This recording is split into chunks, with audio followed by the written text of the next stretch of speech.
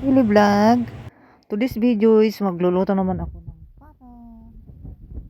patos. Ayan na guys, oh. Ayan, may bawang at ginger. Ayan na guys. At syempre, ginisa ko na yan ng bawang at luya. Ayan na guys. At linagay ko na yung seasoning. Ayan. Gisa-gisa lang. So, short ito yung shortcut video. Ayan na guys, so almost ready na ang aking linuto guys, kasi nandiyan na yung patatas. 5 minutes to go, it's almost ready to serve. Ayan na, at sumisili pa si init. Ayan na guys, so ayan, nandiyan na sa table. It's time to eat. Ready to eat, guys.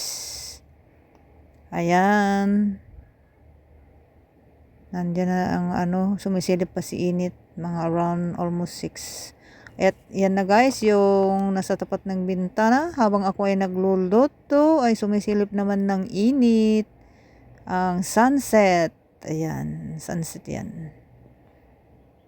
Ayan. Ayan, nakakatuwa naman kasi sinisilip ako Sinisilip ako magluto. Ayan na guys, oh. 'Di ba? Super ganda. At syempre, maghugas ako ng gulay. Ayan. Ipakita ko lang guys kung paano ako naglilinis ng gulay. Ayan. Nahuli na yung aking gulay, oh. Ayan. So, pakita ko lang. Ayan ang kasama ang aking menu for today. So, ganyan ako maglinis ng gulay. Paisa-isa lang. Ayan. Masa-masahe lang kung paano linisin ang mga gulay dito Ganyan. Ganyan ang tinuro ng aking amo. Linis-linis. Ayan. Linis-linisan na ganyan para maalis daw yung pesticide. At syempre, habang ako'y naglilinis dito ay talaga naman nakitang-kita yung sumisilip si Apo Init, si sunset. Ayan. Nakarating pa hanggang sa aking kamay ang kanyang paninilip. At syempre, ayan na yung mga cargo. Yan ang aking natatanawan. Ayan.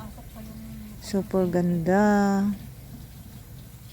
Ayan guys, ang aking trabaho, daily life sa kusina, daily lifestyle. At syempre, bilang isang OFW, ayan, gawin lang ang nararapat.